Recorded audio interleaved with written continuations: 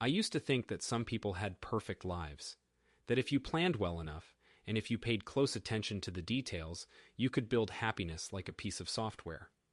Looking back on it now, that seems so naive. Our house in Riverview Hills still looks the same from the street. "Mark, can you help me with these groceries?" Lily calls from the driveway, her voice sweet and melodic, just like before. I move to help her, admiring how she managed to walk in heels on the cobblestone path, and thought back to that evening in the spring, the evening which I thought had meant everything was good between us. "The wine's in the bottom bag," she says, walking past me with a load of groceries. "Alan and Sarah have the apps, and Julia's bringing her famous tiramisu." We set up at the kitchen island for our dinner party preparations. Lily has a lot of counter space, which is nice. "You're quiet today," she says, looking up at me with those deep brown eyes that I fell in love with 7 years ago. "Just thinking about work," I lie. It comes easier now, the little lies. It's exactly 7 p.m. when the doorbell rings. Alan Thompson is nothing if not punctual. "Hey, it's our favorite neighbors," Alan says as Lily opens the door for them. His wife Sarah is behind him carrying a dish that smells delicious. I look at Alan now, wondering if there were signs of his betrayal even back then. But I don't remember seeing anything. It was subtle, at least to me. Julia was the last to arrive, just as she had promised. She brought the dessert, and everything between us felt normal. Although now, looking back, I wonder if I missed something in her eyes. "All right, everybody's here," Lily says. She lifts her glass of wine. The light from the chandelier above our dining table, which I designed, glints off the glass. "To friendship," Alan says. We all repeat it back to him. The rest of the evening is like a well-rehearsed play, appetizers in the living room, followed by dinner at the big oak table in the dining room, also handpicked by Lily. "Mark, tell them about your new project," Lily says, putting a hand on my arm. It feels good, loving, right. I start talking about my new software project. Julia asks questions, Alan makes comments, and Lily looks proud. "You're a genius for making all that stuff work," Alan says, sipping his wine. "It's all about patterns," I reply, not realizing the cruel truth of what I just said. How things fit together. The dinner party went on late into the night, and looking back at it now, I can see a dozen small red flags I should have noticed. But instead, I only saw my beautiful wife, our beautiful home, and our beautiful lives. Finally, it was time for the guests to leave. "I'll come over tomorrow and help you with those fabric samples," Julia says to Lily, holding her hand in what looks to be an innocent gesture of friendship. "And we have that tennis game this weekend. I'll see you there," Alan says, flashing his smile. Later, as Lily and I clean up, she hums softly to herself. "That was perfect," she says, reaching up to put away a wine glass. "Wasn't it?" I looked over at her reflection in the window as I finished the dishes. "Yup," I said, and in a way that was true. I would find out how true it was in the coming months. Right now, sitting here at my desk 6 months later, looking at all the evidence I've compiled, it's difficult not to laugh at how stupid I was. The signs were all there, I just had to notice them. And that's what I eventually did. I put 2 and 2 together and saw the pattern, something I'm very good at, if I may say so. After all, it's my job to see patterns. I'm a software engineer, and I work from home. I have several big clients, and I'm pretty busy all the time. That's why I don't have time for this. I don't have time to write down everything that happened to me after that dinner party. But I have to do it. It's the only way to make sense of it all. It's the only way to understand how everything I thought I knew about my life was a lie. So, here it goes. The days between that dinner party and this quiet Sunday morning have blurred together in my mind, lost in a haze of late nights and long days spent sorting through emails and text messages, trying to piece together the evidence I needed to prove my case. Summer turned to fall, and the leaves fell from the trees outside my window, just as my marriage slowly fell apart. And now, here I am, back in the kitchen where it all began, but everything has changed. The warmth and comfort of that evening have been replaced by a cold, hard reality that I can't ignore. Sunlight streams in through the windows of our kitchen. It is quiet in the house, that kind of quiet you only hear on a Sunday morning. I am alone. Lily left for a morning run about 20 minutes ago. She usually runs for about half an hour. I know these things now. I'm looking for clues. I just finished my coffee, and as I wiped off the kitchen counter, I heard a notification from Lily's phone. She must have forgotten it. A second notification, followed by a third one, and a fourth. I looked at her phone from a couple of feet away. Alan. I could see the name, but not what he had written. I thought about turning off the sound so it wouldn't disturb me, but instead I picked up the phone and entered her passcode. It was her birthday. It felt wrong to do it. It felt like I was betraying her trust. Hey, sexy. That was so much fun last night. I walked back to the top of the chat, as my coffee was getting cold on the counter, and started to scroll down again. Looking at the dates and times of the messages, I began to realize that these were the tennis games and grocery store meetups. Julia's got us again tomorrow. I told Mark I need to help her with some client consultations. I should have known it was Julia. How could I have been so stupid? I looked through their text messages. He has no idea. Alan says he's been working a lot of overtime lately. Make sure you time it right. You almost got caught last week. The sun had moved a bit in the sky. I hadn't even noticed the time passing. I scrolled back to the top of the conversation, reading every word, trying to make sense of it all. I tried to organize the texts in my mind, putting them in chronological order, but it was impossible. There were too many of them. I saw one message from Alan that said, "Can't wait for our next tennis match." I put the phone back exactly where I found it, on the same angle, making sure it wouldn't look like it had been moved. But I felt like it was obvious. My fingers were trembling. The coffee machine shut off on its own. It had been on for 2 hours. I heard a key enter the lock and turned to face the sink, pretending to wash my hands. That was a good run, Lily says, breathing heavily. You should have come with... Yeah, maybe, I reply, my voice almost normal. Coffee? Sure, I'm gonna hop in the shower. She pulls out her phone and looks at it as she walks away. I expected to see some reaction to Alan's text message, but there's nothing. She's been doing this for a while. And hey, she says, standing at the doorway. We've got dinner with Julia and Alan next weekend, remember? Julia is making her tiramisu. I know, I say, filling her favorite mug with coffee. It's the one I got her for our 5th anniversary. I wouldn't miss it. She goes upstairs to take a shower, and I think about what I'm going to do. I'm not angry. I'm not sad. Instead, I look at this as a problem to be solved. I work with complicated software, and I'm good at finding the bugs in the code. This is no different. I go to the kitchen and open my laptop. I create a new folder called System Analysis. I start typing. I write down the time and date of the event that just happened, and then I write down all the other events that I can remember. It's a long list. I save the file and close the laptop. The shower stops running, and I hear my wife moving around upstairs. I take a deep breath and go back to my coffee. I have a feeling that this is just the beginning, that I'm going to find more and more bugs in this system that I thought was perfect. But I'm ready for it. I'm going to find the root cause of the problem and fix it, no matter what it takes. I made a habit of it. I have been working from home today, trying to collect and document everything I have so far. This is just another IT project. I need to treat it like that. Alan texted me earlier today. BBQ at our place tonight. 6 p.m., Sarah's making her famous potato salad. I wonder if he sent that right after he texted my wife. Sounds great, I reply in turn, playing along. Should we bring anything? A second later, a response came back. Just yourselves. The emoji made me feel sick. Mark? I hear Lily's voice from downstairs. Do you know where my blue sundress is? The one with the little flowers? I think you put some summer clothes in the guest room closet, I reply, surprisingly calmly. Last week. Ah, that's right. Thanks, babe. I closed the laptop and went downstairs. Lily came out of the guest room a second later, holding up the dress. Got it. This is going to be great for tonight, right? I considered the hemline and how high it would be on her thigh. Was she wearing this for Alan? Beautiful, I say. And I mean something else. The ride to Alan's house is 5 minutes of pretending everything's fine. Lily talks about work, about a difficult customer, about Julia's latest dating disaster. I pretend to listen.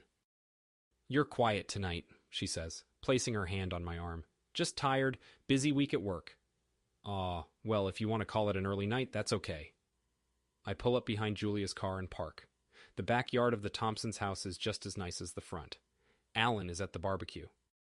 Mark! Lily! He says, holding a pair of silver tongs and waving them at us. You're just in time! I carefully take note of how long his eyes remain on Lily in the sundress. Julia came up to us with a glass of champagne. There you are. Lily, you have to come see what Sarah has done with the new pergola. I watched them as they left and noted the way Julia took Lily away from me, just in time for Alan to hand me a beer. "The good stuff," he says, passing me a craft IPA. "You talked about this brewery once, I think." The last time, when he was sitting in my living room. "Thanks," I respond, grabbing the beer. "This is a great crowd. Yeah, good company, good meal." The irony is not lost on me. More people arrive. I find a spot where I can keep an eye on Lily and Julia, who are now sitting by the pool with some other guests. "How's your next thing going?" Alan asks, flipping burgers with ease. "Coming together. Just gotta find the weaknesses." He nodded, oblivious to my double entendre. "I always loved that about you, Mark. So thorough." His wife came back with more food for us to nibble on. "These look great, Sarah," I say, grabbing a canapé. "Ah, it's just something small. Whipped it up in a jiffy. I'll let the rest of the night play out like we planned." I follow Alan around, noticing how he seems to get close to Lily whenever he thinks no one is looking. I note every touch, every look. Julia makes sure she's always between them when others could see them, deflecting attention. "Mark, taste this wine," Julia says to me, sidling up next to me. "Sarah picked it up at that new boutique in town." I take the glass from him and watch as he leads Lily into the house to help find more napkins. "Good year," I say, waiting for them to come back. 3 minutes and 42 seconds later, they do come back, one after the other, Lily's lipstick a little smeared. The sun was beginning to set as we arrived, and the tiki torches around the property flicked on from his phone's settings. "I'm thinking we get going soon," I say to Lily at around 9, staying in character as the weary husband. "Really?" she says, pouting cutely. "But we're just getting started. I have a meeting in the morning," I fib. Goodbyes are always long and drawn out. "Tennis on Thursday?" Alan asks Lily. "Yes," she responds, and I log another fact in my mind. She was singing along with the radio, happy. That was fun. She turns to me and puts a hand on mine. I squeezed back, thinking of the folder on my laptop. "Nice night," I say, and think about what I'm going to try next. The house was dark when we got back, the lights slowly turning on to greet us. Lily went upstairs to change, and I sat on my own in the kitchen, thinking about the smell of grilled meat in her hair. I opened my laptop again. I started a new document called Behavior in Social Settings. Then I wrote down everything I could remember from the evening. Every sentence, every word, every little detail was duly noted. Tomorrow is a new day, I thought. I sat there for hours, writing down everything I could think of. It was almost morning when I was done. I was tired, but I couldn't rest now. If I was going to follow through with my plan, I had to do it now. I took a deep breath, closed my laptop, and stood up. It was time to change everything. Lily went upstairs to get ready for bed, and I stayed in the kitchen. I was still sitting there, contemplating what had happened today, and writing it down on my laptop. I got a message from the private detective I had hired. She had sent me pictures of Lily and the man she had cheated with. It was taken with a long lens, but it was clear that they were meeting at a restaurant in the city. It was from yesterday, at the same time as one of her meetings with a client. "Just wrapping up a few work emails," I say, typing the message out. "Okay, don't take too long." I save them in a password-protected folder on my computer, hidden within another folder.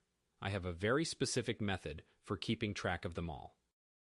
The next morning, I went to my home office and began working. Lily came in to talk to me after a couple hours. "Got you a coffee, Mr. Workaholic," she says, placing my favorite mug on my desk. "Thanks, babe," I say, minimizing screens as inconspicuously as possible. "I have that design consultation today in the city. I'll be back later." I opened up my calendar on my phone and noted it down. "Sure, no problem. I've got plenty to do." She gave me a kiss on the cheek and walked out the door. After hearing her car pull out of the driveway, I went to my computer and started working on my secret project, System Analysis Protocol 7. I spent the next few hours working on my project. It was a lot of boring stuff. Detective Chen had installed surveillance cameras at the tennis club, the cafe, and the hotel down on Harrison Street. He had done a really good job hiding them, so they didn't raise any suspicion. My phone rang. It was Julia. "Hey, Mark, you still up for lunch? I could use some help with my website redesign." Julia books lunch for the exact time Lily has her consultations. "Sure, in our usual spot at 12:30. "Yeah, thank you. I show up at the restaurant 10 minutes early and sit down at a table near the door. Julia walks in right on time. "You look tired," she says, looking at me closely. "I've been busy with a new project." "Lily said you were working late." I could hear she was trying to feel me out, to see if I was being truthful. "You know how it is," I said. "Someone's got to keep these things running." We talked for a little while longer. I noticed she was checking her phone constantly. Lily was probably texting her. "Tennis practice going well?" I asked. "Yeah, I'm shit at it, but I really want to learn." Lily's getting pretty good, though. Alan's been helping her out with it.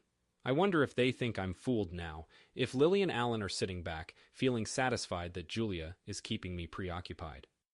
Back at the house, I start up a program I wrote a few years back. It's undetectable by most security software and can run silently in the background of a computer, logging keystrokes and recording the screen, GPS location, and other information. It's usually used for corporate espionage, but I had a different use for it in mind. My phone chimed with a text. It was from Detective Chen. "New development at Location C. Footage incoming." Location C. That was the hotel. I was careful not to betray my excitement, but allowed myself a small smile. I opened the video feed and watched. Lily's car pulled into the parking garage at 2:47 p.m. Alan's car came in at 2:50 p.m. I made note of the times and the duration of their stay. The number of hours they spent at the hotel were clocked and categorized. I watched the footage several times, looking for patterns. My phone dinged again, and I saw that one of my tracking programs had found something. There was a text conversation between Lily and Alan. "Bye, honey, next week." Absolutely. At the gallery opening for Julia, I add this new information to my list of evidence against my wife. A little while later, I hear her car pull into the driveway. I quickly close everything. "Home now," she yells up the stairs. I slammed my laptop shut and yelled, "In my office!" She came in a moment later, looking like she had just showered, although she had claimed to have been in consultations all day. I noticed that she had covered up the hickey on her neck with makeup. "Did you get a lot of work done?" "I did. I made a lot of recommendations to the client, and they loved them all." "Good. I'm glad to hear that." "Hey, I think I'm going to order some food. Want Thai?" "Yeah, I could go for that." After Lily had gone to bed, I went back into my office and opened up another secure chat with Detective Chen. "Following target B to new location tomorrow," her message reads. "Will update hourly." I start typing again. I have a lot of things to write down, a lot of evidence to gather. Everything will be ready soon. Everything will be clear. And then I will know what to do. I will know what I need to do to make things right. I will know what steps to take to make sure no one ever gets hurt. My wife is fast asleep in bed by now, and I will be there soon to join her. But first, I need to finish this entry. There's always more to write, more to say. I scroll up and read what I just wrote. I don't know if anyone will ever read this, but if they do, I want them to know why I did what I did. I want them to understand. I want them to know that I tried. And with that thought, I hit save and close my laptop. Tomorrow is another day to watch, to listen, to learn. Another day to figure out the truth. Another day to put my plan into action. And another day closer to the point of no return. I just hope I have enough time. Enough time to find the truth, because time is running out, and I don't know how much longer I can keep this up. At 7:30 in the morning, I drove to an office building in Millbrook, a 40-minute drive from where I live. I had chosen this place because I didn't want to risk running into anyone I knew. I had made the appointment at an early hour because I knew Lily would still be in bed, and I had told her I was going to an early meeting with a client. The office was located in a small suite on the 3rd floor. "Mr. Harding?" the receptionist says in a formal tone. "Miss Winters is ready for you." Patricia Winters stands up from her desk as I walk in. She's in her mid-50s and looks like an efficient and ruthless woman. "Go ahead, sit down," she says, pointing at the chair across from her. I put my laptop bag down on the seat next to me. "Now, before we proceed," she says, "I just want to make sure you really want to do this, right?" "Yes." The words come out of me like a robot's. "Okay then, tell me the whole story." I opened up my laptop and began to show her everything I had found. "Wow, you really did your homework," she says, reviewing the dates and destinations. "Most people have a hunch when they come to me. You've got a dossier." "I like to be prepared.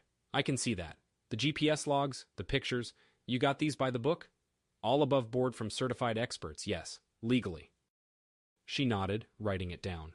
"So let's talk assets," she continues. "Shared accounts? Real estate?" I opened another spreadsheet. "It's all here. I've also tracked recent transfers between her personal account and an LLC owned by Alan Thompson. The neighbor? She raises an eyebrow. Her lover, I say back to her. You do realize the affair itself is irrelevant since this is a no-fault state? I do, but stealing our shared money is... She smiles. Now you're starting to think like a divorce lawyer. Tell me about your financial situation. We spend the next half hour going through my marriage, looking for weaknesses, and developing a strategy. And the accounts you share with her, she continues, scanning my paperwork. Have you done anything about them? No, not yet. I wanted to speak to a lawyer. She picks up a folder and removes some papers from it. Good idea. Here's what we're going to do. What she suggests is simple and straightforward. A number of transactions, all perfectly legal, that will protect my assets without raising suspicion. The trick, she says, is to make sure no one can prove you wrong, and to make sure you get paid. Like debugging, I say. Fix the problems without making the system crash. Exactly. Even though we are making the system crash, just in a very specific location. When I left her office 2 hours later, I had a USB drive with templates for budgets and other financial documents, and a plan for how to go about doing everything. The fog had burned away, and it was shaping up to be a beautiful day. I got into my car and began to put the first step of my plan into action. I plugged my phone into my secure laptop and routed it through a network of VPNs until I could access our joint accounts. Initiating transfers, I say absently, typing as I speak. I'm making sure the transactions look normal, like regular investment activity or account adjustments. It was a text from Lily. Where are you this morning? She writes. Lunch? Sorry, love, slammed today. How about tomorrow? Okay, try not to stress yourself out. I continue with my financial manipulations, and by noon, I've managed to divert almost 60% of our liquid assets through legitimate transactions. My phone rings. Patricia Winters. I've prepared the paperwork, she says. I called my friend at the bank. It's all set? They'll open the accounts by the end of the day today. Just don't take any weird amounts out of the joint accounts in the meantime. You have to act like everything is normal. Okay? I take a longer route home, trying to collect my thoughts. I pull up in the driveway of our perfect house. Lily's car isn't in the garage. I guess she's out for another tennis lesson. I go inside and make the necessary arrangements to separate the finances between me and Lily. My phone rings. It's Detective Chen. Got him. At Site D, recording now. Location D, the name of the new boutique hotel I had heard about. I jotted it down and continued to add to the list of evidence against her. A few hours later, I heard Lily's car pull into the driveway. I quickly closed everything I was working on and hid it away. There you are! She stands at the door, returning from her latest deception. Did you get some work done? I did, I tell her, recalling my meeting with the lawyer earlier. How about you? Yeah, same old stuff. Met with some clients, looked at fabric swatches, made sure the contractors were on schedule. I noticed a small mark on her collarbone, partially hidden by her blouse. Sounds exhausting. You just need a nice warm glass of wine. Come on, we'll have one together. I'll be right there. I just need to wrap things up here. After she leaves, I open one final secure channel to Patricia Winters. Phase 1 complete. Financial preparations in place. Her response comes quickly. Excellent. Maintain normal patterns. Document everything. Meet again next week to finalize strategy. I close my laptop, squaring it perfectly on my desk. Downstairs, I can hear Lily humming as she pours wine, unaware that her carefully constructed world is being systematically dismantled, one transaction at a time. I stand, straightening my desk items with precise movements. Tomorrow brings new challenges, new deceptions to navigate. But for now, I'll go downstairs and share a glass of wine with my wife, both of us pretending that nothing has changed. The setting sun casts long shadows through our perfect windows, across our perfect floors, highlighting the invisible cracks in our perfect life. I check my watch. Time to play my part in this evening's performance. The wine is waiting, and so is Lily, both harboring secrets that won't stay hidden much longer. As twilight deepens into true evening, the performance shifts from private rehearsal to public spectacle. An hour passes in domestic choreography. Lily arranging flowers, me selecting the perfect vintage from our cellar, each of us moving through our roles with practiced precision. The grandfather clock in the foyer strikes 7, its chimes echoing through the house like a theater's warning bell, signaling the imminent arrival of our audience for tonight's carefully orchestrated charade. I bring my wine glass with me down the stairs. Time for our weekly dinner party. This time it will be a little different, though. The doorbell rings just as I get to the bottom step. I'll grab it, I say, putting my wine down. Julia is at the door, holding a tray of her famous tiramisu. You're here early for a change, she said. Trying something new, I tell her, taking the dessert. You never know, right? Her smile fades a little bit at that. Next to arrive are the Thompsons. He comes in first, laughing at something loudly, while his wife follows behind him, clutching her purse tightly. Everyone's here, Lily says, handing out wine glasses. I counted the seconds he looked at her as she walked away, as I always did. Sarah, I cut in, right on cue. Julia was telling me she saw you at that new spa on Madison Street last Thursday. Thursday? I was at my mom's house the entire day. Oh? I say, feigning slight confusion. Julia, isn't that when you said you and Lily had that couple's massage booked? The room felt a few degrees colder at that moment. Yeah, another day, Lily says. Things have been crazy, you know. Yeah, I reply cheerfully. Time flies when you're having fun. Right, Alan? He clears his throat and takes a sip of his wine. We have dinner, and when the second bottle of wine is opened, I sow my next seed of doubt. Hey, Sarah, you know that book you gave me? The one about the wife who found out her husband was cheating on her because of the hotel receipts? Sarah dropped her fork. I don't remember any. That's a cool idea, I say, taking a bite of my steak. A receipt that destroys a man's life. Julia's hand trembled as she picked up her water. Anyway, I ask Alan, how's your new security system? The one with the cameras? Yes, Alan said with a smile. It sees everything. It's amazing what technology can do, I say. The digital trail we all leave. Lily suddenly stood up. Who wants dessert? I heard Lily whispering to Julia in the kitchen. I went in just in time to hear Julia say something about being careful. Want me to help you with those plates? I ask innocently. The two of them jump apart quickly, looking guilty. When I return to the table, I notice Sarah seems to be avoiding Alan's gaze, and Julia is distracted, glancing at her phone. You know the Hendersons? I say. Apparently, Barbara's been having tennis lessons, or so I've heard. Tennis. People are so mean sometimes, Lily says, spreading rumors like that. Yeah, I reply, but the truth always comes out, right? The night came to an early end. Sarah said she had a migraine, and Julia said she had an early morning meeting. That was interesting, Lily says, as they exit, picking up the glasses. Was it? I say, standing at the kitchen counter, seeing her start to lose her bearings. I thought it was a normal one. You were very talkative tonight. I'm just being friendly. Isn't that what these dinners are all about? Getting to know our friends.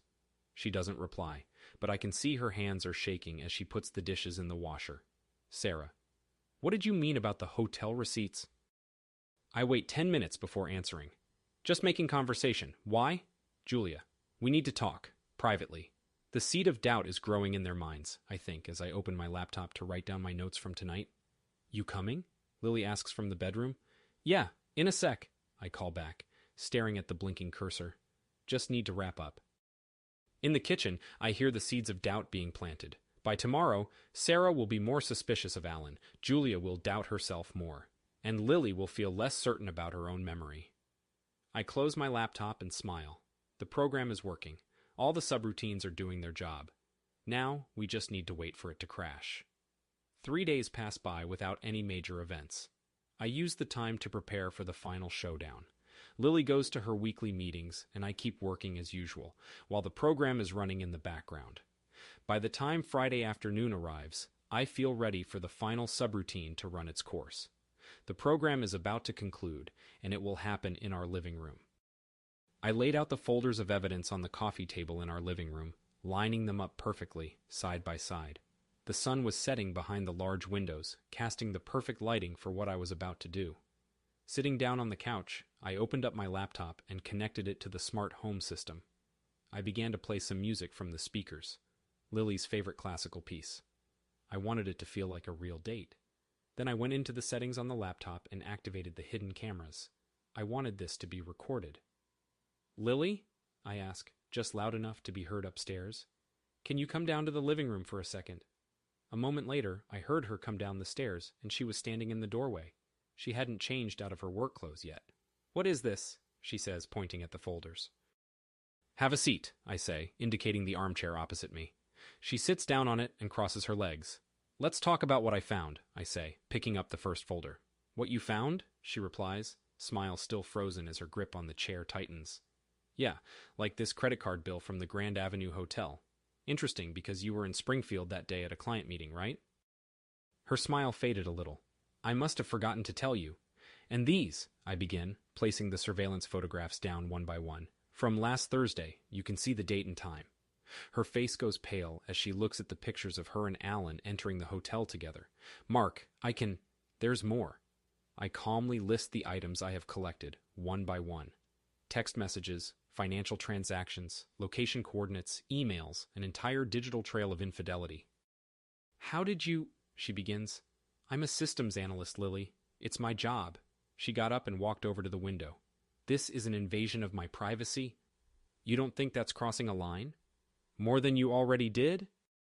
It's not what it seems. It is what it seems. I have the receipts. Do you want to see the history of your tennis lessons with Alan? I created a spreadsheet. She looked a little defeated. How did you find out? Long enough to get it all down.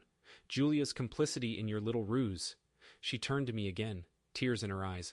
Mark, please. The divorce papers are in the last folder. I point at the manila envelope. Everything has been arranged. Assets have been secured. You'll find the terms quite reasonable, considering. You already, she starts to say. Filed? No, not yet, but everything's ready. I get up and adjust my cuffs. You have the next 24 hours to read through the terms, after which the terms become less friendly. What about us? 7 years of marriage, 6 years, 8 months, and 13 days, the last 6 months of which you spent sleeping with our neighbor. She winces at my accuracy. Oh, and one more thing, I say, unlocking my laptop. Would you like to view the surveillance footage from today? The Grand Avenue Hotel has crystal clear security cameras. Don't, please, she says. And the timeline is very interesting. 47 minutes in room 412. Pretty short for a working lunch, isn't it? She sits back down in her chair, looking like her world just fell apart. You need to sign them by tomorrow night, I say. There's a lawyer's number in there as well. I'd recommend getting a new one, not from Julia's contacts. She's a little compromised now. What? Sarah Thompson got an interesting call about her husband's whereabouts earlier today, from an anonymous source. She looked at me with a dawning comprehension. You're trying to destroy all of it. You're the one who broke it, Lily. I'm just writing it all down. I take my laptop, leaving the folders in front of her. 24 hours, I say, heading towards my office. And you might want to cancel your tennis lesson tomorrow. Alan's going to be tied up with his wife's lawyers. The classical music continues to play as I leave her alone with the wreckage of her deception. Through my office window, I watch as Julia's car pulls into our driveway, right on schedule. Time for Act 2 of tonight's performance. I open my secure phone, sending a single message to Detective Chen. Confrontation completed. Proceed with secondary surveillance. Below, I hear the front door open, Julia's voice mixing with Lily's sobs. I settle into my desk chair, pulling up the house's security feeds. Sometimes the aftermath is just as revealing as the main event. The cursor blinks steadily as I begin documenting this latest chapter. The system is crashing exactly as planned, and I'm recording every moment of the fall. The security feeds continue their silent vigil as darkness creeps across the neighborhood. I spend the next hour methodically organizing files, letting Lily and Julia's conversation run its course downstairs. When the grandfather clock in the hall finally strikes 8, the house falls quiet, save for the soft hum of my computer. Through my window, I watch the last traces of sunset fade from purple to black, matching the mood that has settled over our home. It's time to move into position for the next phase of the evening. I saw Julia leaving in her car and knew that it was time for me to go as well. It was almost sunset. Perfect timing. Everything all right, dear? Mrs. Henderson's voice rings out from her porch across the street. I thought I heard yelling. A little lover's quarrel, I respond cheerfully, getting into position. She is standing in our hallway, holding a bag. Her makeup is running from crying. You're a monster, she mutters as she walks by. A cold, ruthless monster. Funny you should say that, I mutter. Under the circumstances. She slammed the door shut behind her. More people were appearing at their windows, looking out at the commotion. All the better. Alan came out of his house, looking uncertain for once. "Lily, you okay?" he says, walking down his driveway. "I wouldn't do that," I say coolly. "Sarah's probably reading her email at this very moment." Just as I said that, Sarah came out of their room, looking pale and with her phone in her hand. "Alan?" She is approaching. "What the fuck is this? These pictures." He stopped walking toward my house. "Sarah, sweetheart, what are you looking at?" "Don't sweetheart me. The Grand Avenue Hotel? Seriously?" Mrs. Henderson looked back and forth between the two houses as if she was watching a tennis match. Lily had gotten in her car, but hadn't driven away yet. "It's not what you think," Alan says, just like Lily had tried. "Room 412, Sarah says. Tuesdays and Thursdays. For months." More people began to come out of their houses, joining the crowd. The neighbors from the house next door, the neighbors from across the street. All of them were gathering to watch. "I can explain," Alan says, moving toward his home. "Just like you explained the tennis lessons?" Sarah chuckles. "And the late meetings. How many times, Alan?" Lily gets out of the car. I guess she can't look away from this mess either. "Sarah," she begins. "Don't," Sarah raises her hand. "Don't talk to me, either of you." Just as quickly as it had vanished, Julia's vehicle reappeared in the same spot, completing the scene of carnage.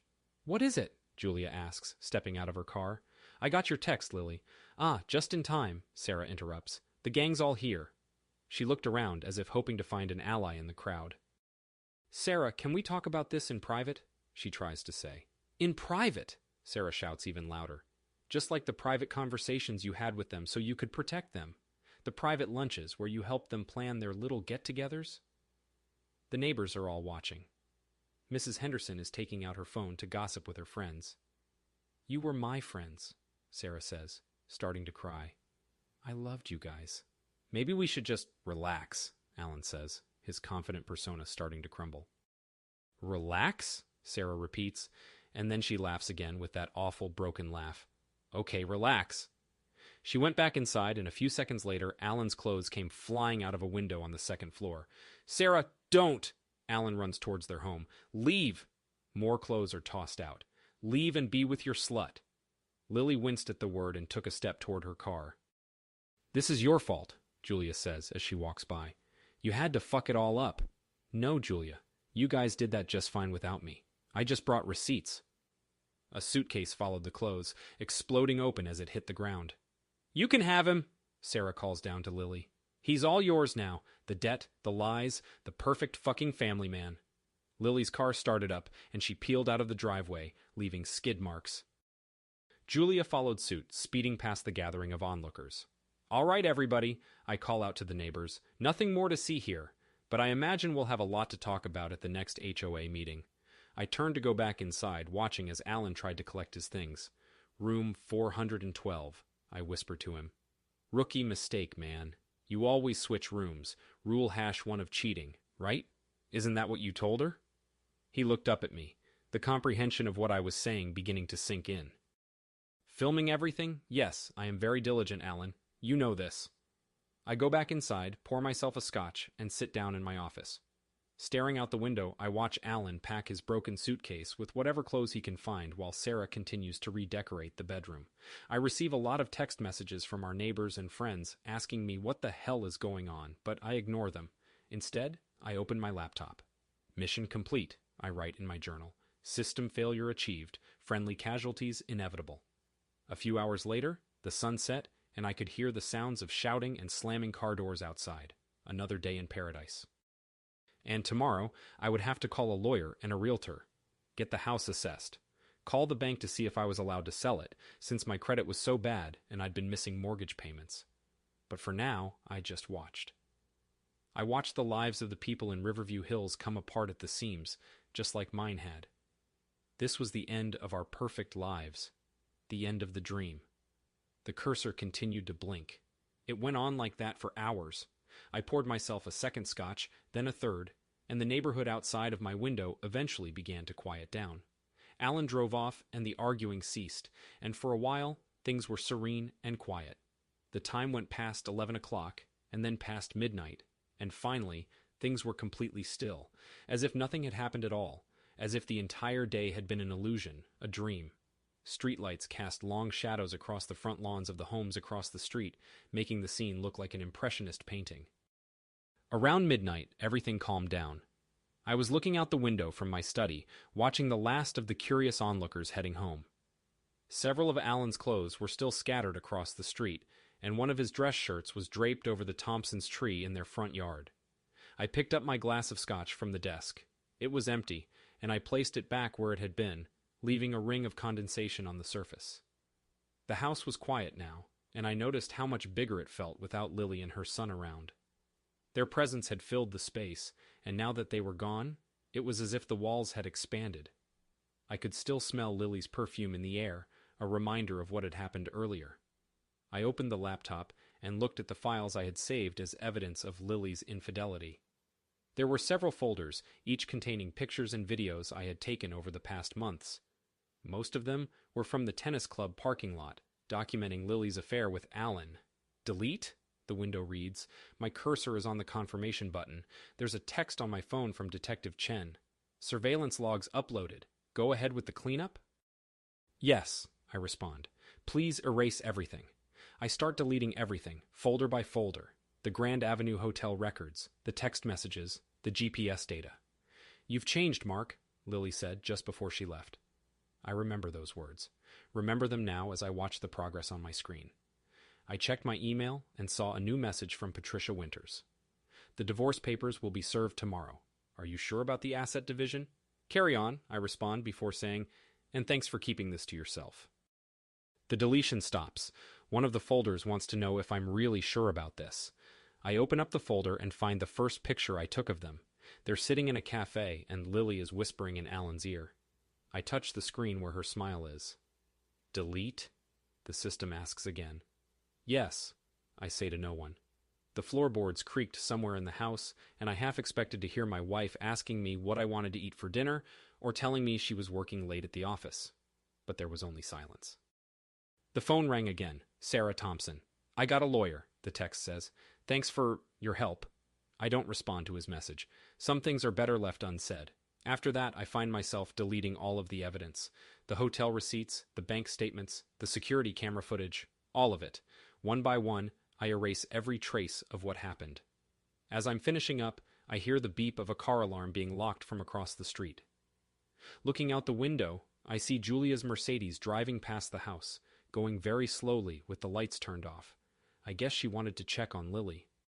All systems wiped, Detective Chen says. No evidence left behind. Understood, I say. Your bribe has been deposited. Then there was the last folder, labeled Contingency. I never had to use any of that material, but it was there just in case. If I had been forced to use it, it would have ruined more than just marriages. Delete? The system asks one last time. I think for a moment. I still have the power to destroy them. You're better than this, I say aloud, my voice feeling foreign. I push delete. The screen went blank, and all I could see was my desktop background, a picture of us on our wedding day. I hadn't changed it in 7 years. Computer, turn off, I say to the house AI. All the monitors turned off suddenly. I heard a car door slam shut outside. Alan returning to pick up his things from the Thompsons' front lawn. I got up and stretched. The lights in the house went dim as I began to move around, ready to erase all the memories of Lily from our home. In the kitchen, I found her coffee cup in the dishwasher. I removed it and added it to the box of things I would donate, and then my phone buzzed one more time. Mark? Lily asks me tentatively. I signed the papers. The connection cuts out before I have a chance to respond. Maybe that's for the best. I return to my study and start to clean up my desk.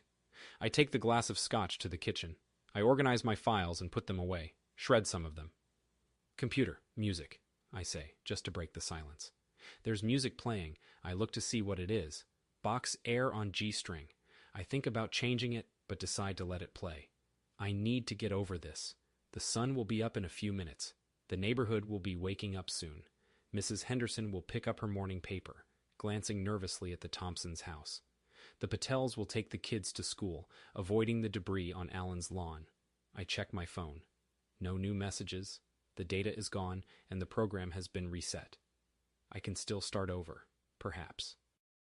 I adjust my tie. The music stops. Computer, make a new folder, I say. Vertical bar, label future, I say, and update desktop background. The wedding photo was gone, replaced by a blank white square. I need to start from scratch. I turned off the computer. It was getting late, but I still had a few hours before I usually went to bed. I spent most of the time tossing and turning in bed, trying to come up with a plan, and when I finally fell asleep, it didn't take long before the alarm clock woke me up. It was 6:30 a.m. I had woken up several times during the night, but I still felt exhausted. After a shower and breakfast, I got dressed and prepared myself for the first encounter with the neighborhood since the incident.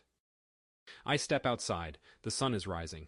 I look at my watch. 7:15 a.m. Time for my morning coffee. Alan's clothes are still scattered across the Thompsons' lawn, but now there are fewer of them.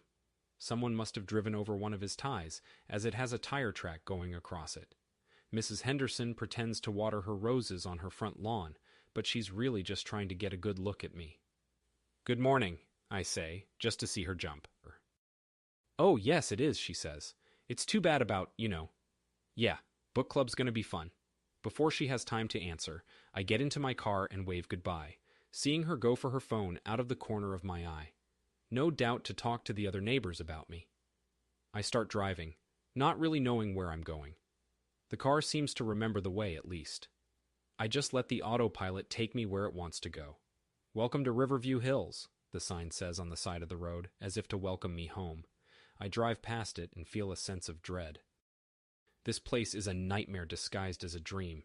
I drive past Café Nouveau and think about stopping to see the inside, but decide against it. There's something about going back to the scene of the crime that doesn't sit well with me. Instead, I go to the daily grind. Julia's car is parked outside, and I feel a sense of déjà vu.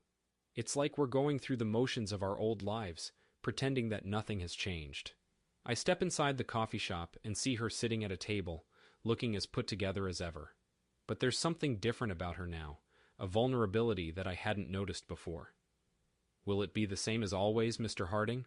Tommy the barista asks, attempting to remain expressionless. "Yes, plus a blueberry scone."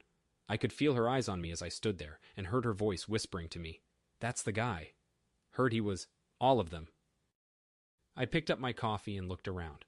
There was only one table left by the windows, and it was right in front of Julia. Perfect. I walked up there. "Can I sit?" I say, taking the chair anyway. "Haven't you done enough?" I sat down, making sure I could keep an eye on her and the door.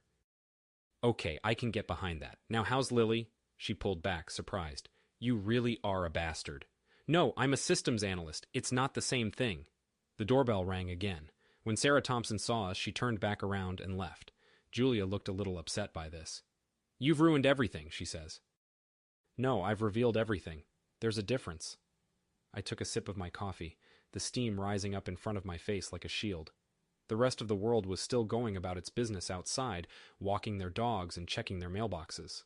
"She loved you, right?" Julia asks. "Did she? Or just the idea of us?" "Yes, both. Does it even matter?" I took a sip of my coffee and didn't say anything. "Why did you help them?" I asked eventually. She looked down into her cup. "Because they were happy, and because it was thrilling to be a part of it. What about now? Now I'm the outcast of Riverview Hills. Appreciate it." "Choices, consequences. Isn't that what you used to say to Lily?" She stood up from the table and began to leave. "You think you accomplished something, huh? Passing judgment on all of us?" "No, Julia. I just fixed a broken game." She leaves, and I hear the bell ding as she exits. I look out the window and see her get into her Mercedes, her hands trembling as she starts it up. My phone starts vibrating. Patricia Winters, divorce papers. She signed. I'm taking them in now. I text back okay and put my phone on silent. More coffee? Tommy is back by my side, coffee pot poised in the air. "No, I'm good. Just the bill." "Already paid. Julia, she covered everyone's tab when she went." I understand that the gesture is more for himself, a final act of defiance, than for me. I stand up and look around the coffee shop. The murmurs have died down, replaced by the normal sounds of a Saturday morning crowd. Outside, the sun is shining bright, casting long shadows on the ground. My car is the only one left in the parking lot. I look at my watch. It's 8:30 a.m. Time to get to work. I start the engine and drive away from the coffee shop. I turn left instead of right, away from Riverview Hills. I need some time to process everything, to come to terms with my new reality. I drive for a few hours, trying to clear my head, but no matter how far I go, I can't escape the feeling that I've lost something important. Eventually, I find myself back on the road to Riverview Hills. It seems I can't escape it, no matter how hard I try. I drive towards the highway, but for some reason, I feel the urge to go back to our home one last time. The sun reflects off the windows as if they are crying about my return. I drive past the remains of Alan's belongings on the front lawn and park in my driveway. Lily had already left, I noticed. There were empty spots on the walls and on the shelves where her things used to be. Computer, lights, I say. The smart home system still works, if nothing else. The master bedroom closet looks half empty. Lily's clothes missing since she took off in the middle of the night. I pick out my suits and begin to lay them out in the suitcase. My phone buzzes with a notification. Detective Chen's report. Observation over. Protocols lifted. Enjoy your stay, Mr. Harding. The notification vanished from the screen a second later. I heard Mrs. Henderson telling someone on the phone what I was doing. He's packing! Yeah, right now. I can see him through the upstairs window. I pull the curtains shut without checking. Let her imagination do the work for me. Then my phone buzzes in my pocket. It's Julia. Where are you going to go? I deleted the message without replying. Some questions are better left unanswered. I went through the house, deciding what to take with me and what to leave behind. My laptop, some papers, a few books. The rest of it could rot for all I cared. It was stained with deceit and lies. The doorbell rang. I checked the security camera and saw Sarah Thompson standing outside. I opened the door. I'm selling the house, she says. Moving back to Michigan. Clean slate? Yeah. There's a pause. I just wanted to say thanks and I'm sorry. For what? For not realizing. For playing into their fantasy. I stared into her eyes, looking at her face. We all saw what we wanted to see, I say. Not you. You saw patterns. That's what I do best, she nodded.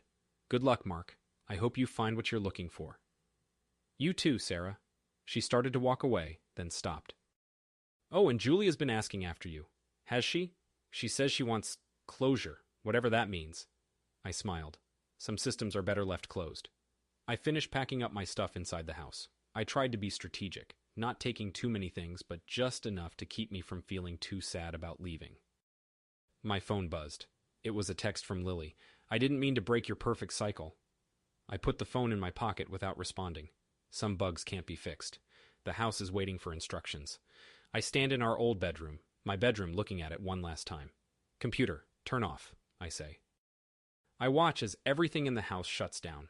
The lights, the heating, the security systems. One by one, they all go dark. In the garage, my car is packed and ready to go. I put the last suitcase in the trunk. The neighborhood is silent. Even Mrs. Henderson seems to have given up. My phone vibrates again, one last time. It's an email from Patricia Winters. Divorce papers signed, money moved, I'm free. I turn on the ignition and the garage door opens. The street outside is empty. As I drive off, I look in the rearview mirror, seeing our house in the distance. It looks perfect, just as perfect as it did the first time I saw it. But now I know what it is, and I won't let it fool me ever again. I drive past the welcome sign and get on the highway. I think about what I'll do next. I guess I'll have to find another job, but I'm sure I'll figure something out. I have some ideas, some projects that I never had time to finish. Maybe I'll work on those for a while. It's funny how sometimes the simplest solutions are the best. Just turn it off and on again. And if that doesn't work, just pull the plug. As I drive away from Riverview Hills, I feel a sense of freedom. I'm free from the perfect prison, free to start over somewhere else. It feels good. I put on some music and enjoy the ride. I don't know where I'm going, but that's okay. I'll figure it out. I start thinking about a new program, something of my own design. All right, everyone's presentations are done. Nick, the manager, said as he tried to move the discussion forward. Excuse me, I haven't. I recently found out something. Nick interrupted me and began to speak. There's apparently someone in this department who didn't graduate high school and is just a part-timer. Meetings should be for employees only. Absolutely right. His lackey, Mike, of course, agreed with Nick. I'm leaving. After leaving the meeting room, I started to shut down my computer. I noticed that an email had arrived, not in my personal inbox, but in the company's shared email. Thinking, there's no point in speaking up, no one will listen, I went home quietly. The next day, I heard a commotion from Nick's desk. He was staring at his computer screen, his face pale. "Nick, is something wrong?" Mike looked at the screen with him. And he turned even paler than Nick. Why is he so angry? Knowing the reason for Mike's distress, I thought to myself, serves them right. My name is Adam. My mother passed away when I was in the 9th grade, and I was raised by my father. Well, you could hardly call it being raised.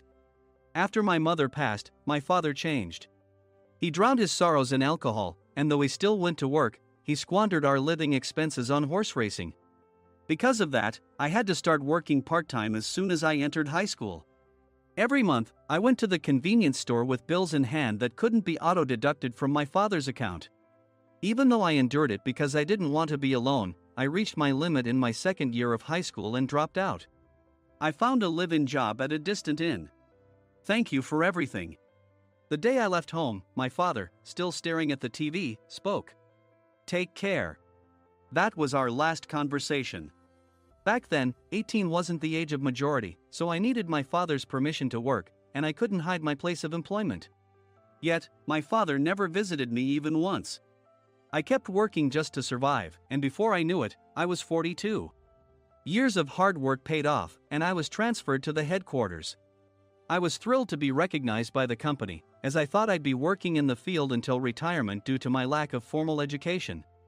Listen up. Our work can change the future of our employees. Don't drag us down. On my first day after the transfer, Nick, dressed in an expensive suit, spoke sternly. There was a reason for this. Our inn was located in a prominent tourist destination, known so well that everyone in the state could sing its commercial jingle. At its peak, we had 5 locations within the state. But that was long ago.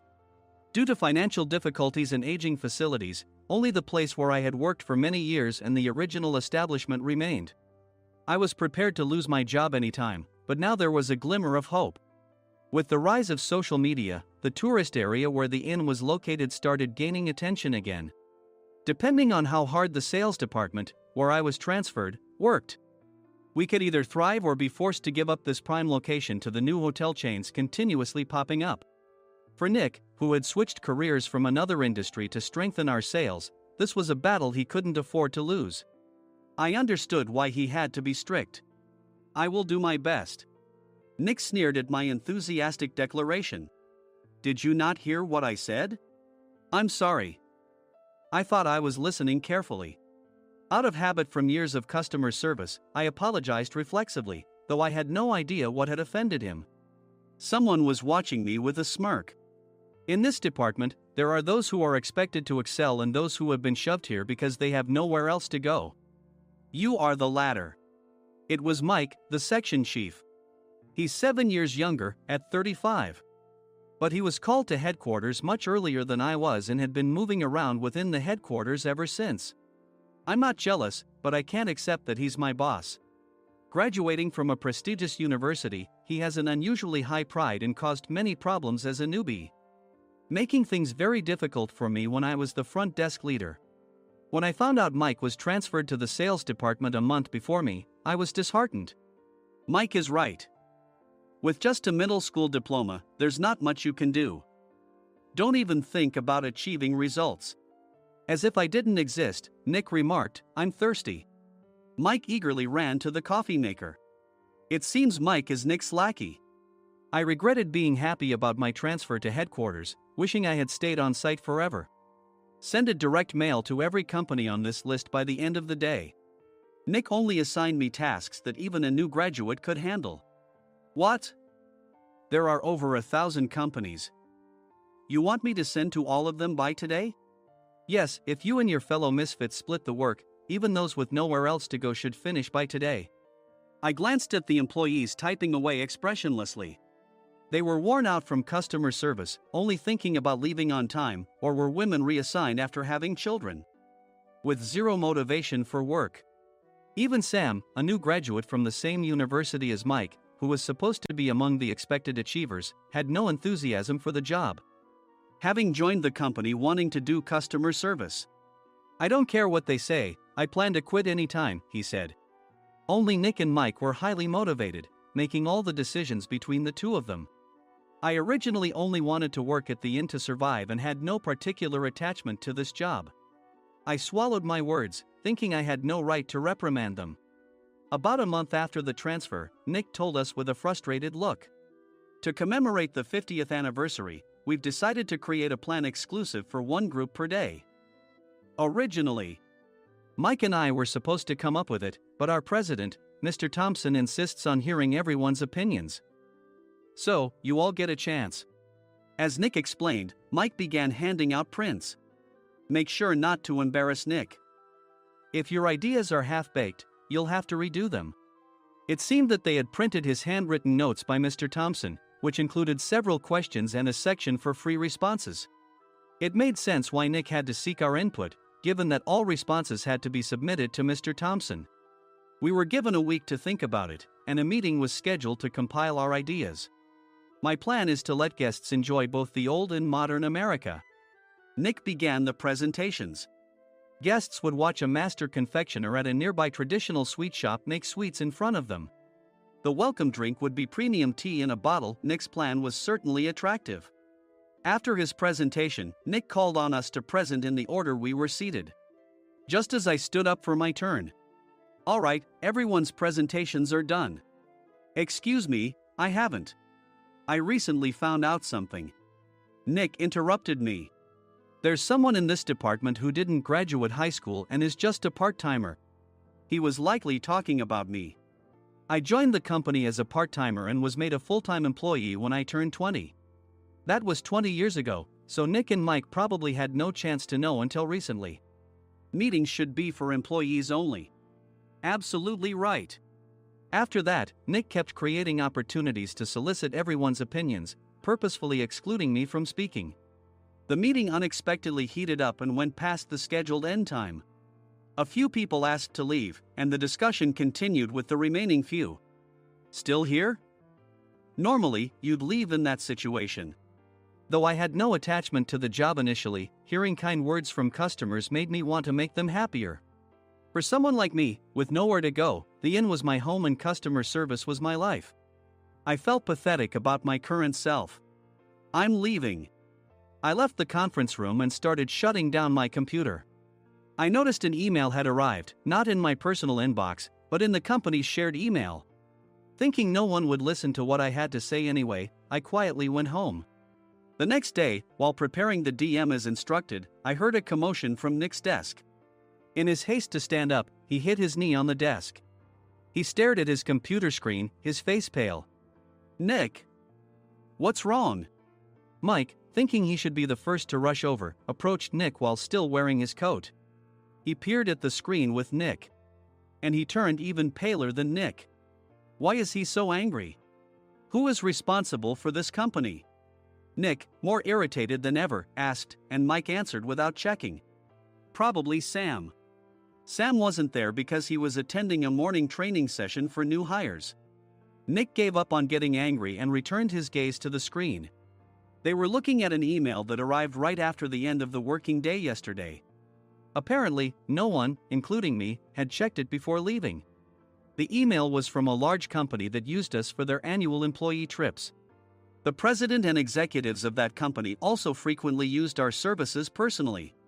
President of the company, Mr. Mason himself, had declared that neither he nor his company would ever use our services again.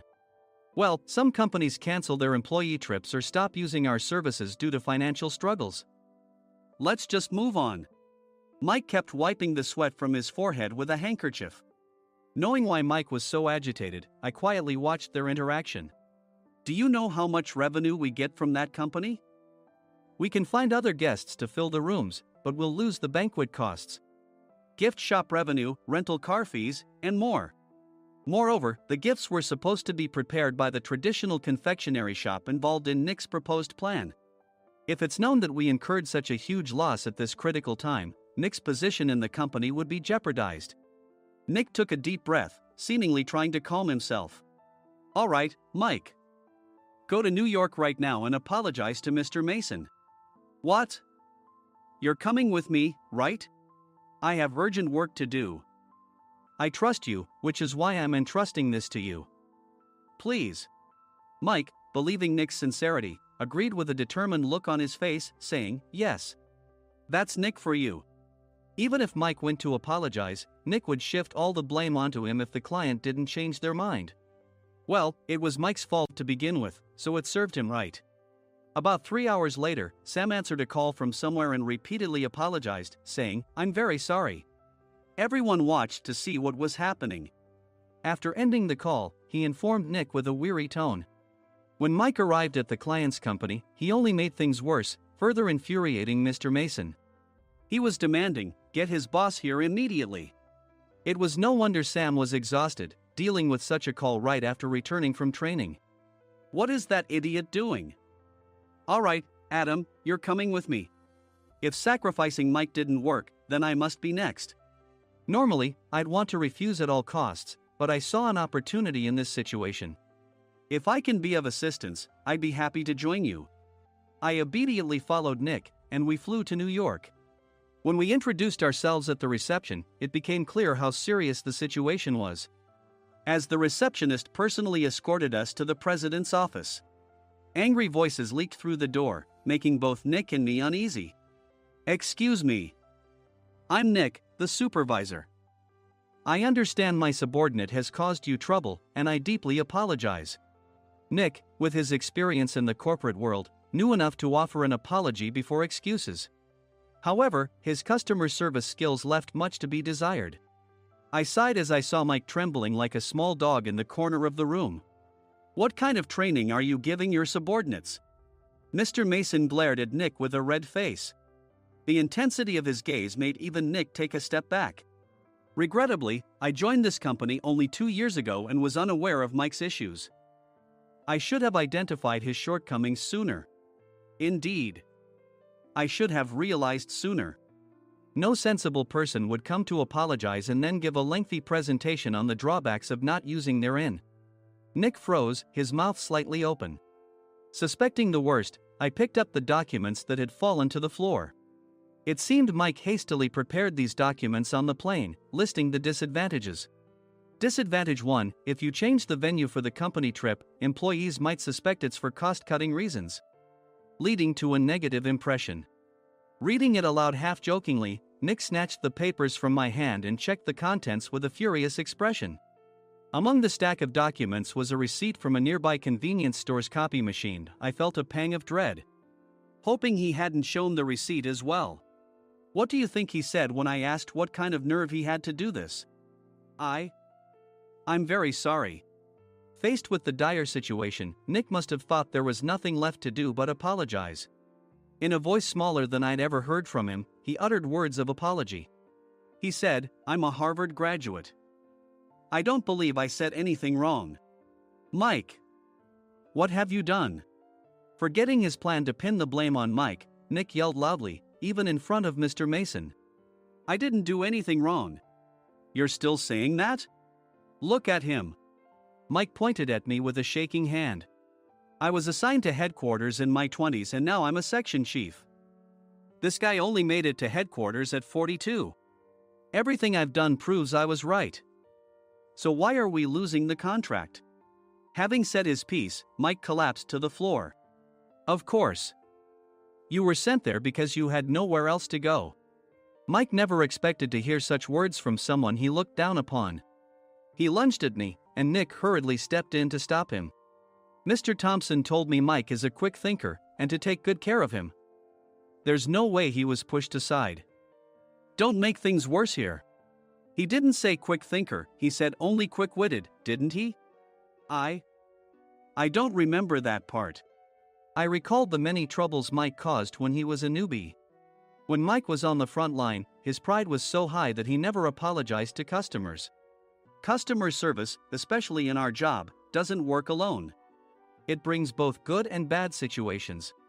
If the front staff or housekeepers made mistakes, or the cleaning company didn't properly clean a room, one had to apologize to the customers regardless of personal fault. Mike, in such situations, would never apologize, insisting he wasn't at fault. This often angered customers, and as the front desk leader, I frequently had to apologize on his behalf. He caused complaints and disrupted operations, which is why he was quickly moved to headquarters. In departments where he didn't interact directly with customers, his quick thinking was beneficial and things went well. But it seemed his flaws were starting to show.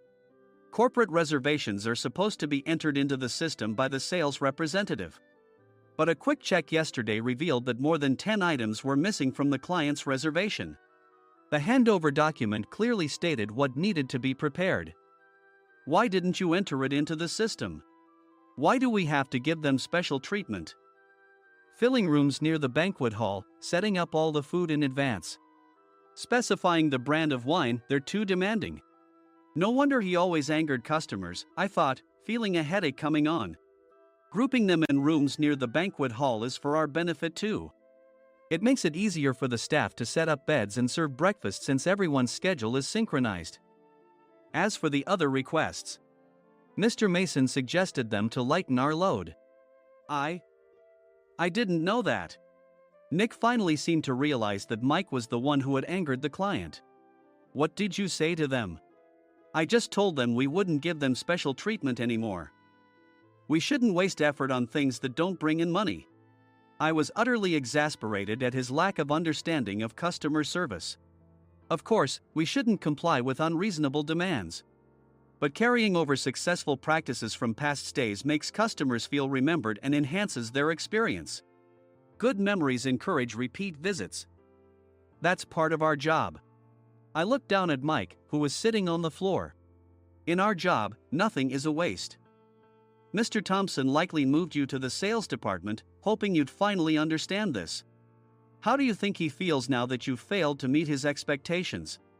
Mike, tears in his eyes, fled the president's office. I was amazed he still hadn't apologized. You have it tough, Adam. It's okay, we're all employees of the same company. I deeply apologize for this disrespectful incident. Especially after all the care you've shown us. If it weren't for you, Adam, I really would have stopped staying here. When I heard you were moving to the sales department, I was willing to reconsider if you handled it. Seeing us talk so amicably, Nick's face contorted. Do you two know each other? Adam's service is excellent. I always requested him specifically. Normally, we don't accept specific staff requests, but we made an exception for Mr. Mason, adjusting my shifts accordingly. He had personally stayed at our hotel just before my transfer, and during casual conversation, I mentioned, I'm moving to the sales department soon. If I hadn't told him then, things could have been much worse. Please continue to take care of us. I look forward to it. On the return flight, Nick awkwardly offered me a can of beer. It's still working hours. Of course, I had no intention of forgiving him for a single beer. Nick might try to pin everything on Mike and avoid any consequences. While pondering this, a startling fact came to light. Nick, the tea bottles for the plan have arrived. I handed Nick a bottle labeled with our inn's name. They look good. What are you talking about? These are plastic bottles. I had assumed we would use the trendy, high-end bottling tea. But what arrived were ordinary plastic bottles of tea with customized labels. The only unique aspect was the label, which had the inn's name, making it look customized. Upon further investigation, I discovered that a substantial amount of money was set to be paid to the tea company. It was priced like bottling tea. Does this plastic bottle really cost $100 each? The tea inside is specially blended for us. The extra cost is for that. Wouldn't it be better to use another tea company? Or is there a specific reason we must use this one? As Nick continued to make excuses, I showed him a printed email. I informed the tea company's president, Mr. Mitchell, that we discovered irregular payments and he confessed. He said you two were high school classmates and planned to split the extra money. That idiot. Why did he confess? That's not important. You should worry about yourself, this could turn into a police matter. Opening the bottle cap, I suggested. How about calming down with this tea? It supposedly has a relaxing effect. Nick drank the tea frantically. In the following days, decisions were made about their fates. Mike was reassigned to the General Affairs Department, with no chance of transfer or promotion, as per Mr. Thompson's orders. As for Nick, since the payment to the tea company hadn't yet been made, he narrowly avoided legal trouble. Instead, he was encouraged to leave the company, and to avoid further complications, Nick submitted his resignation. Rumor has it that connections between HR departments have made it difficult for him to find new employment. Even though it was good to have those two gone, something unexpected happened in the sales department. Everyone became motivated and united in refining the 50th anniversary plan. In the end, my plan was adopted. We collaborated with the Tourist Information Center to provide personalized guides. The plan, tailored to the number of guests, was truly special for the 50th anniversary. Hey, is Adam's family coming to stay? I immediately booked that special plan for my family. Sam noticed it on the reservation list and quickly picked up on it. Yes, I'm inviting my father. That's great. I might invite my parents too. I lacked the courage to face my father just as Adam. But here, with the confidence Mr. Mason praised, I felt ready.